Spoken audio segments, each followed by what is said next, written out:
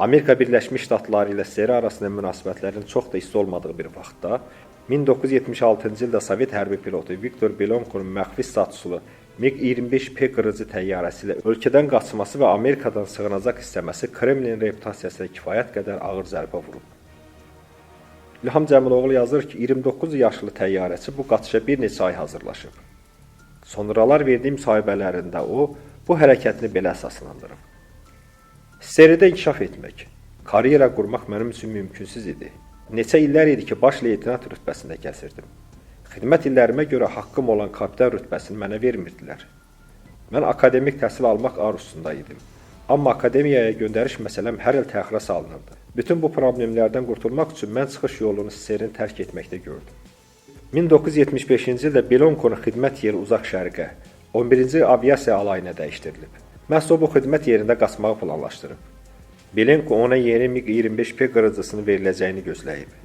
1976-cı ilin may ayında pilota yeni hava maşını verilib. Onun növbəti planında uzun məsafəni qət etmək üçün təyyarənin yanacaqla təmin edilməsi dayanıb. Belə ki, təyyarələrə təlim zamanı qət edəcəkləri məsafəyə uyğun yanacaq verilib. 1976-cı ilin sentyabrın 5-də Belonko səhərci gün üçün planlaşdırılan təlim uçuşlarına hazırlaşarkən uçuş vərəqəsindəki məsafəni daha çox göstərərək yanacaq çənlərinin tam doldurulmasına nail olub. Sentyabrın 6-sında səhər saat 6:45-də Belonko və daha bir həmkarı Çuqayevka hərbi aerodromdan havaya qalxıblar. Saat 7:40-da Belonko müəyyən olmuş uçuş zonasından çıxaraq SSR Yaponiya sərhədinə üz tutub. Pilot radarlara düşməmək üçün cəmi 30 metr hündürlükdə uçub. Sərhədi keçdikdə isə o 6000 metr hündürlüyə qalxıb.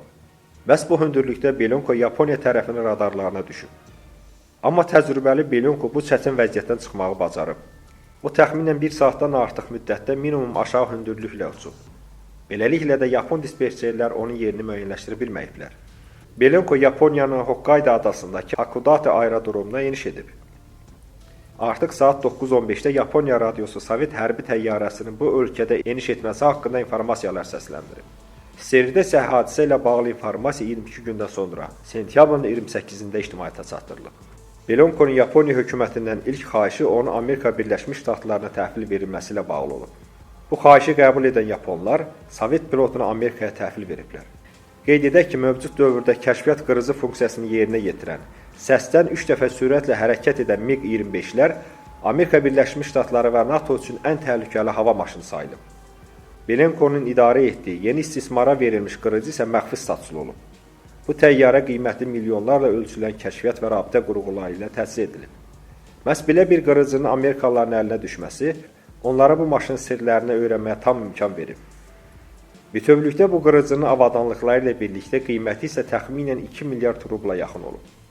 Amerikalılar Sovet pilotunu böyük hörmətlə qarşılayıblar. Hadisəyə Amerika Birləşmiş Ştatlarının prezidenti Jimmy Carter birbaşa özünü müdaxilə edərək Belonkoya ABŞ vətəndaşlığı verilməsi haqqında müvafiq sənəd imzalayıb.